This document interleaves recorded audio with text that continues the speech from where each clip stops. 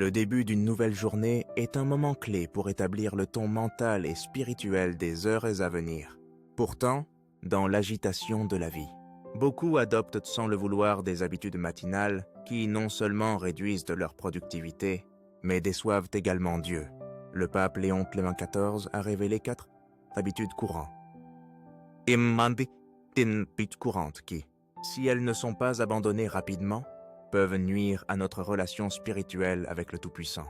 Reconnaître et changer ces habitudes est la première étape pour préserver votre foi et garder votre âme proche de Dieu. Ce message n'est pas seulement un avertissement, mais une opportunité de transformer votre vie, en commençant chaque jour avec révérence et paix intérieure. Ne manquez pas cette précieuse occasion de renouveler votre esprit et de fortifier votre foi, rendant votre existence plus significative et sereine. Nous allons explorer 4 habitudes spécifiques contre lesquelles le pape Léon XIV a mis en garde. Étayées par des histoires vécues, des perspectives bibliques et des conseils pratiques pour vous aider à opérer des changements durables.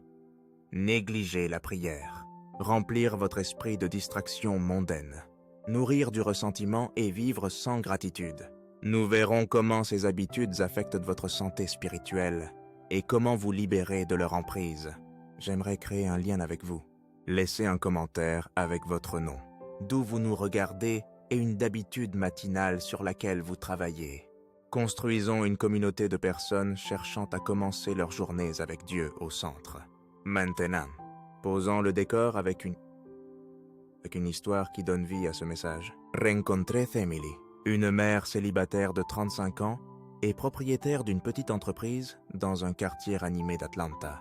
Les matins d'Emily étaient autrefois un tourbillon de chaos. Son réveil la tirait brutalement du sommeil, et avant même de se brosser les dents, elle consultait ses emails professionnels, parcourait les réseaux sociaux et ressassait mentalement une douloureuse dispute avec sa sœur. En tant que chrétienne, Emily aspirait à se sentir plus proche de Dieu, mais ces matins ressemblaient à une course contre la montre. À la fin de la journée, elle était épuisée, irritable et spirituellement vidée, avec un sentiment persistant qu'il manquait quelque chose à sa foi. Un soir, Emily a assisté à une étude biblique pour femmes dans son église locale, où l'oratrice a partagé un message inspiré des enseignements du pape Léon XIV. Le thème « Comment nos habitudes matinales façonnent notre vie spirituelle ». L'oratrice a expliqué que certaines routines, comme négliger la prière, courir après les distractions ou s'accrocher aux rancunes, attristent Dieu et bloquent ses bénédictions. Emily s'est reconnue dans ses paroles. Ses matins étaient consumés par le stress, la comparaison et une douleur non résolue, ne laissant aucune place à la paix de Dieu. Ce soir-là, elle a décidé de transformer ses matins. Elle a commencé par de petits pas, prier pendant 5 minutes, lire un verset biblique et lâcher son amertume envers sa sœur. Avec le temps, ces changements ont apporté clarté, calme et une présence renouvelée de Dieu. L'histoire d'Emily est un puissant rappel que nos matins sont une opportunité sacrée d'aligner notre vie sur la volonté de Dieu, et que même de petits ajustements peuvent mener à une transformation profonde.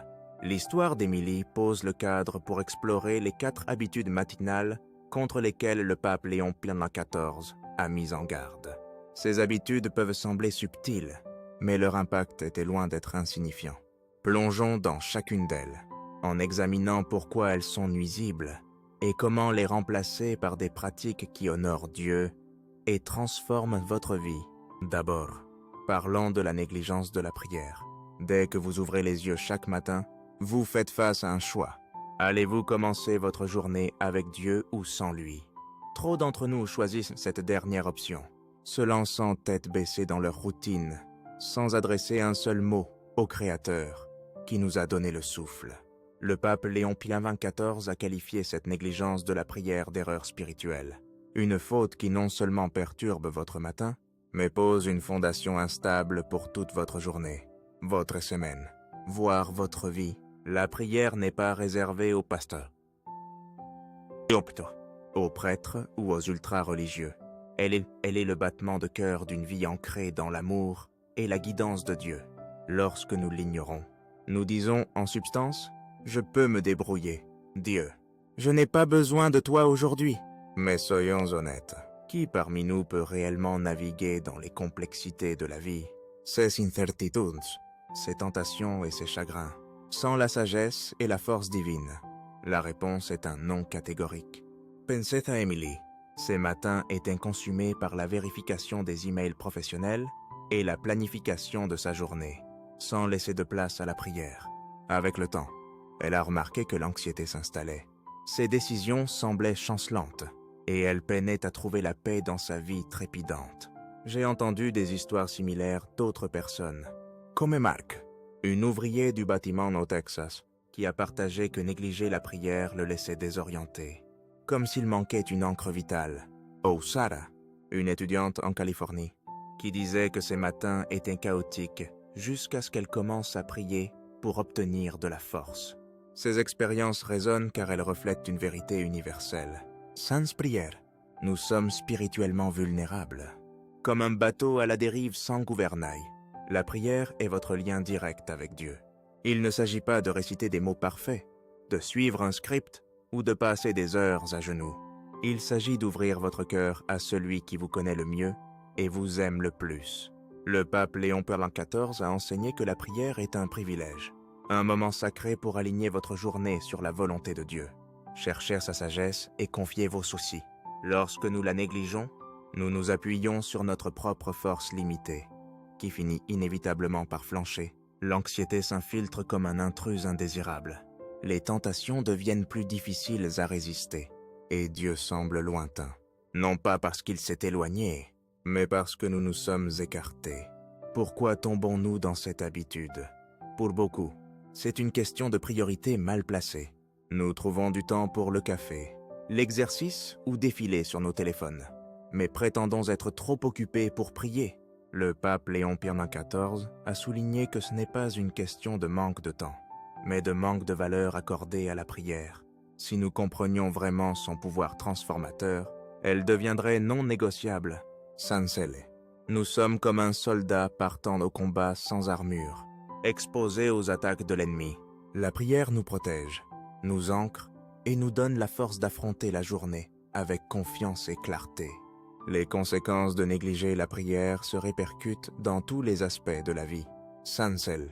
Nous portons des fardeaux que nous n'étions pas destinés à supporter, comme le stress, la peur ou l'indécision.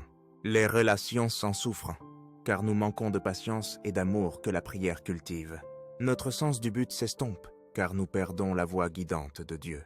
Par exemple, Emily a remarqué que ce matin sans prière la rendait irritable avec ses enfants, submergée par le travail et déconnectée de sa foi. Marc a partagé que négliger la prière le rendait plus susceptible aux conflits au travail. Sarah a senti sa foi s'affaiblir, comme si Dieu était loin.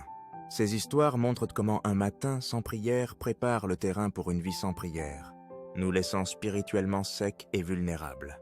Alors, comment briser cette habitude? Commencez petit et avec intention, en construisant une routine qui invite Dieu dans votre journée. Consacrez 5 minutes chaque matin à prier. Remerciez Dieu pour le don d'un nouveau jour. Demandez sa guidance et présentez vos préoccupations. Gardez un journal de prière près de votre lit pour noter vos pensées, demandes ou même un simple mot de gratitude. Cela vous aide à rester concentré et intentionnel. Essayez une prière simple comme « Seigneur, je t'ai confié cette journée. Guide mes pas et remplis-moi de ta paix. » Placez une note autocollante sur votre téléphone ou réveil pour vous rappeler de prier et avant de vérifier les notifications. Si vous êtes novice en prière, ne vous inquiétez pas de faire les choses parfaitement. Dieu n'a pas besoin de mots éloquents. Il veut votre cœur sincère. Par exemple, Émilie a commencé ses matins avec une prière de 5 minutes, remerciant Dieu pour sa famille et demandant de la sagesse pour son entreprise. Cet acte simple a apaisé son cœur et donné un ton paisible à sa journée. Marc a utilisé une application de prière avec des prières guidées courtes, ce qui l'a aidé à rester constant. Sarah écrivait une prière quotidienne dans son journal, se concentrant sur un besoin ou une bénédiction, et cela a renforcé sa foi. Ces étapes pratiques ne demandent pas des heures. Elles exigent de l'intention. Vous pouvez commencer aujourd'hui, là où vous êtes, et voir comment la prière transforme vos matins. Cette habitude de négliger la prière nous mène directement à la suivante. Car ce que vous mettez dans votre esprit dès les premiers instants de l'éveil est tout aussi crucial que le fait de prier ou non. Parlons maintenant de remplir votre esprit de distractions mondaines. Imaginez-vous vous réveiller dans le calme paisible d'un nouveau jour, une toile vierge pour votre cœur et votre esprit. Vous avez l'opportunité de vous concentrer sur Dieu, de laisser sa vérité façonner vos pensées. Mais au lieu de cela, vous prenez votre téléphone, défilez sur les réseaux sociaux, consultez vos emails ou plongez dans les gros titres avant même de reconnaître le Créateur. Cela vous semble-t-il familier ? Le pape Léon Pilatin XIV a averti que commencer votre journée avec des distractions mondaines est une habitude dangereuse, qui entraîne votre cœur à prioriser des choses éphémères et vides, plutôt que la vérité éternelle de Dieu. Ce choix ne fait pas seulement encombrer votre esprit, il façonne vos émotions, vos actions et votre santé spirituelle pour toute la journée, la semaine et au-delà. Émilie tombait dans ce piège chaque matin. Elle passait ses 20 premières minutes éveillée à défiler sur Instagram, comparant son petit commerce aux publications soignées de ses concurrents, ou à lire des nouvelles qui la rendaient anxieuse à propos du monde. Lorsqu'elle entamait sa journée, son esprit était un tourbillon de stress, d'insécurité et de peur. J'ai entendu des histoires similaires d'autres personnes, comme David, une enseignante en Floride, qui disait que vérifier les scores sportifs et les nouvelles dès le matin le rendait distrait et irritable avant le début de ses cours. Oana, une infirmière à Chicago, qui admettait que défiler sur les réseaux sociaux lui donnait l'impression que sa vie n'était jamais assez bien. Ces expériences montrent comment les distractions volent notre paix et nous éloignent de la présence de Dieu. Votre esprit est un champ de bataille, et ce que vous y mettez dès les premiers instants de l'éveil façonne votre âme. Les réseaux sociaux alimentent la comparaison, vous faisant sentir inadéquat face aux vies soigneusement orchestrées des autres. Vacances parfaites, familles impeccables ou carrières florissantes. Les gros titres des nouvelles vous bombardent de peur, remplissant votre esprit de crise avant que vous n'ayez eu l'occasion de vous ancrer dans les promesses de Dieu. Les divertissements, qu'il s'agisse de musique, de vidéos ou de podcasts, peuvent évincer l'adoration s'ils prennent la priorité sur Dieu. Le pape Léon XIV a enseigné qu'un chrétien distrait est un chrétien sans pouvoir, épuisé par des poursuites futiles et déconnecté de son but donné par Dieu. À l'ère numérique actuelle, avec des notifications incessantes rivalisant pour notre attention, il est trop facile de laisser le bruit du monde étouffer la voix douce et apaisante de Dieu. Les conséquences de cette habitude sont profondes. Commencer votre journée avec des distractions vous rend plus susceptible de ressentir de l'anxiété, de l'agitation ou de l'insatisfaction tout au long de la journée. Vous pouvez aller à l'église ou lire votre Bible plus tard, mais votre passion pour Dieu semble diluée parce que le monde a façonné vos pensées en premier. Par exemple, Emily a remarqué que son habitude matinale des réseaux sociaux la laissait se sentir inadéquate, ce qui se répercutait sur ses interactions avec ses clients et ses enfants. David a dit que les gros titres des nouvelles le rendaient cynique, affectant sa patience avec ses élèves. Anna a senti sa foi s'affaiblir en comparant sa vie à celle des autres, perdant de vue les bénédictions de Dieu. Ces histoires soulignent comment les distractions non seulement encombrent notre esprit, mais érodent également notre vitalité spirituelle. Pourquoi laissons-nous cela arriver ? Souvent, parce que les distractions semblent inoffensives au début. Un rapide coup d'œil au téléphone, quelques minutes de défilement. Mais ces minutes s'accumulent, formant une habitude de négligence spirituelle. Le pape Léon XIV a souligné que protéger votre cœur est crucial, car toute votre attitude, vos décisions et vos relations en découlent. Lorsque vous donnez la priorité au bruit du monde, plutôt qu'à la vérité de Dieu, vous alignez votre cœur sur des choses éphémères plutôt qu'éternelles. Alors, comment briser cette habitude ? Remplacez les distractions par la vérité de Dieu, en choisissant intentionnellement ce qui remplit votre esprit en premier. Au lieu de prendre votre téléphone, commencez votre journée avec un verset biblique, une chanson d'adoration ou un moment de réflexion. Essayez une application dévotionnelle comme YouVersion ou Bible Gateway pour une lecture rapide de 5 minutes qui ancre vos pensées. Instaurez une règle de ne pas utiliser le téléphone pendant les 30 premières minutes de la journée. Gardez votre téléphone dans une autre pièce ou désactiver les notifications la nuit pour éviter la tentation. Par exemple, Emily a remplacé son défilement matinal par la lecture d'un psaume, ce qui a apaisé son cœur avant de s'attaquer à ses tâches professionnelles. David a commencé à écouter de la musique d'adoration en préparant le petit déjeuner, ce qui a amélioré son humeur pour la journée.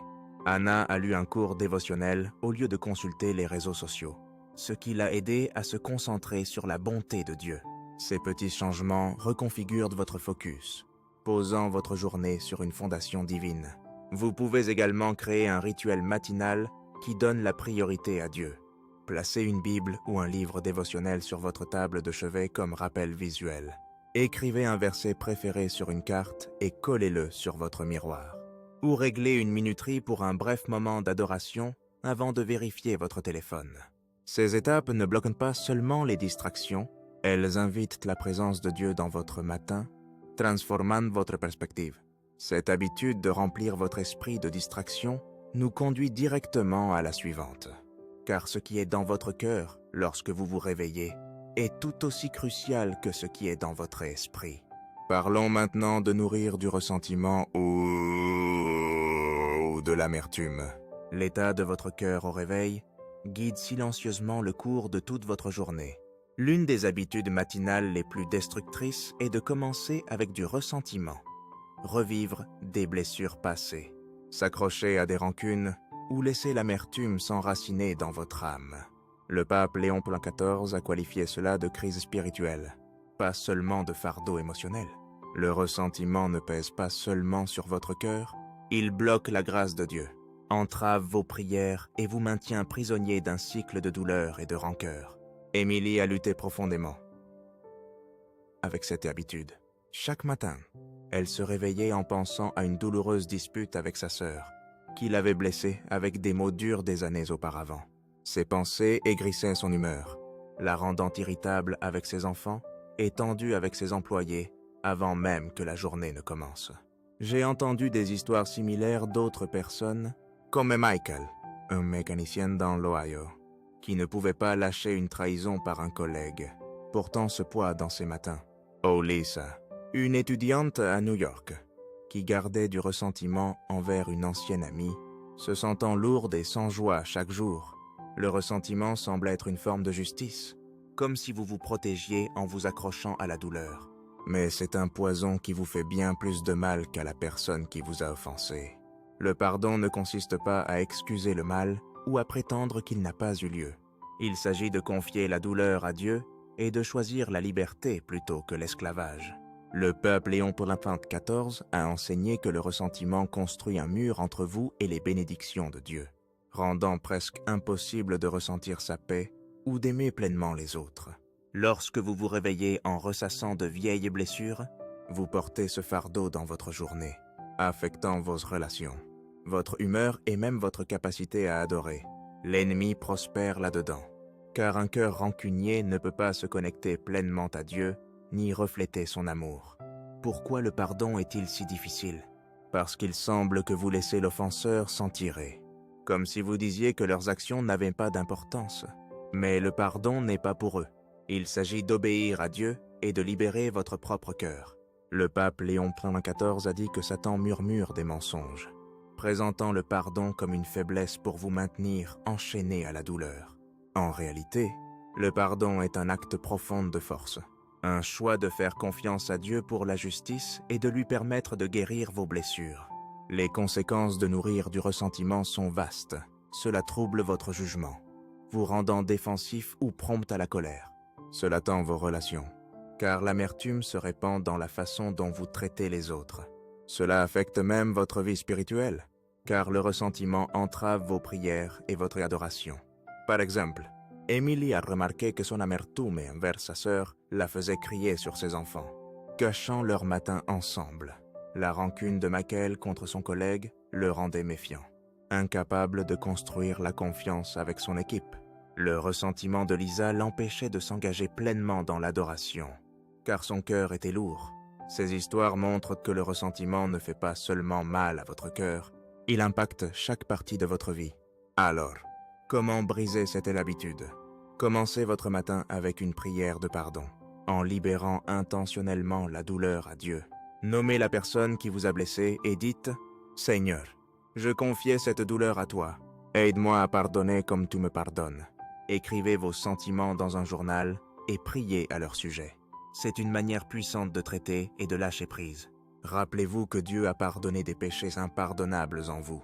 Donc vous pouvez étendre cette grâce aux autres. Par exemple, Émilie a commencé à prier pour sa sœur chaque matin, demandant à Dieu d'adoucir son cœur. Et avec le temps, elle a senti le fardeau s'alléger. Michael a commencé à écrire des lettres à Dieu au sujet de son collègue, sans jamais les envoyer, mais trouvant du soulagement dans cet acte. Lisa priait une simple prière de reddition chaque jour, demandant à Dieu de l'aider à lâcher prise, et cela lui apportait la paix. Ces étapes n'effacent pas la douleur instantanément, mais elles ouvrent la porte à la guérison de Dieu, libérant votre cœur pour son amour. Cette habitude de nourrir du ressentiment nous conduit directement à la dernière, car un cœur libéré de l'amertume est prêt à embrasser le pouvoir transformateur de la gratitude. Enfin, parlons de vivre sans gratitude. Chaque matin, vous faites face à un choix fondamental. Allez-vous vous concentrer sur ce qui manque dans votre vie ou remercier Dieu pour les bénédictions que vous avez? Dans un monde régi par le matérialisme, la comparaison et l'effort incessant, il est facile de se réveiller en ruminant des problèmes, des désirs insatisfaits ou l'écart entre votre vie et celle de quelqu'un d'autre.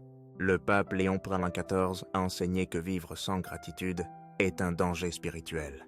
Cela vous aveugle à la bonté de Dieu, affaiblit votre foi et endurcit votre cœur, vous laissant agité et déconnecté. Émilie commençait ses matins en pensant à ses écrasantes responsabilités de mère célibataire et aux luttes financières de son entreprise. Cette mentalité la laissait vide, anxieuse et déconnectée de la présence de Dieu. D'autres ont partagé des luttes similaires. Comme Tom, un barista à Seattle, qui se réveillait focalisé sur ses prêts étudiants, ignorant les bénédictions juste devant lui. Oh Maria, une enseignante à Boston, qui enviait les vies apparemment parfaites de ses amis sur les réseaux sociaux, commençant sa journée avec du mécontentement. L'ingratitude s'infiltre discrètement, mais son impact est bruyant, volant votre joie, troublant votre perspective et affaiblissant votre foi. La gratitude ne consiste pas à ignorer les défis de la vie ou à prétendre que tout est parfait. Il s'agit de choisir de voir la main de Dieu dans votre vie, même dans les petites choses. Le pape Léon XIV a dit que la gratitude est une arme spirituelle. Elle déplace votre focus de la pénurie à l'abondance, invite la présence de Dieu et fait taire les mensonges de l'ennemi qui vous disent que vous n'êtes pas assez.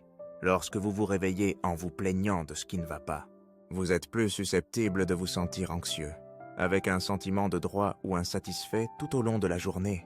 Mais lorsque vous commencez avec la gratitude, vous ancrez votre cœur dans la bonté de Dieu. Quelles que soient vos circonstances, pourquoi l'ingratitude a-t-elle un tel impact? Parce qu'elle favorise un sentiment de droit, vous faisant croire que vous méritez plus sans reconnaître les dons de Dieu. Chaque souffle, chaque lever des soleils, chaque instant est un cadeau de lui. Pourtant, nous prenons souvent ces bénédictions pour acquises.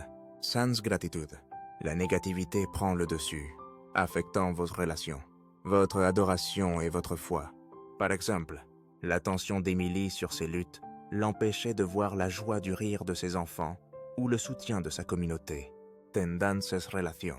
La fixation de Tom sur ses dettes le rendait critique et impatient avec les clients. L'envie de Maria l'a laissé sentir que les bénédictions de Dieu n'étaient pas suffisantes. Ces histoires montrent que l'ingratitude n'affecte pas seulement vos matins.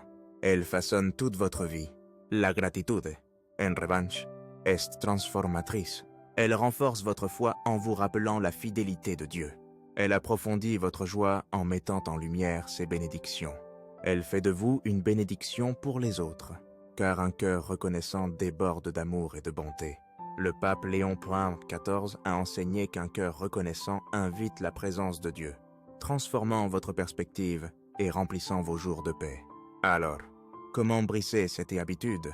Commencez votre matin avec une pratique de gratitude, en vous concentrant intentionnellement sur la bonté de Dieu. Notez 3 choses pour lesquelles vous êtes reconnaissant chaque jour. Un lit chaud, un ami bienveillant, une nouvelle opportunité. Dites un rapide « Merci, Seigneur ». Avant de sortir du lit, gardez un bocal de gratitude et ajoutez une note chaque matin avec quelque chose que vous appréciez. Par exemple, Emily a commencé à lister 3 bénédictions quotidiennes ses enfants. Sa santé, son entreprise, et cela a changé son focus du stress à la joie. Tom a commencé à remercier Dieu pour de petites choses, comme un jour ensoleillé ou une bonne conversation. Ce qui a transformé sa perspective, Maria a créé un tableau de gratitude, épinglant des notes sur la bonté de Dieu. Et cela a élevé son esprit quotidiennement. Ces actes simples reconfigurent votre cœur, faisant de la gratitude une partie naturelle de vos matins. Vous pouvez également intégrer la gratitude dans votre routine de manière créative.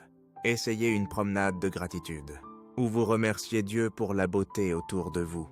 Partagez une bénédiction avec quelqu'un d'autre, un message à un ami ou un mot gentil à un collègue, ou terminez votre prière matinale avec une liste de choses pour lesquelles vous êtes reconnaissant. Ces pratiques ne combattent pas seulement l'ingratitude, elles cultivent un cœur qui voit la main de Dieu dans chaque instant, transformant votre vie de l'intérieur. Vos matins sont un don sacré, une nouvelle opportunité d'aligner votre cœur, votre esprit et votre âme y avec le dessein de Dieu.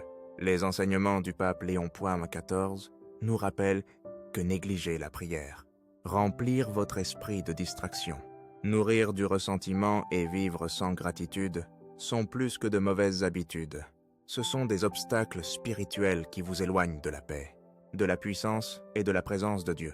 Mais la beauté de la grâce de Dieu est que vous pouvez changer, dès maintenant, en remplaçant ces habitudes par la prière, la vérité de Dieu, le pardon et la gratitude. Vous pouvez transformer vos matins et, par extension, toute votre vie. Demain, engagez-vous à commencer différemment. Consacrez 5 minutes à prier, demandant à Dieu de guider votre journée et de vous remplir de sa paix. Lisez un verset biblique ou écoutez une chanson d'adoration au lieu de défiler sur votre téléphone. Pardonnez à quelqu'un qui vous a blessé, même si ce n'est qu'un petit pas vers la guérison. Remerciez Dieu pour une bénédiction spécifique avant que vos pieds ne touchent le sol. Une maison chaleureuse, un ami qui vous soutient ou le don d'un nouveau jour. Ces choix, bien que simples, sont puissants. Ils vous rapprochent de Dieu, remplissant vos jours de dessein, de joie et d'une paix inébranlable.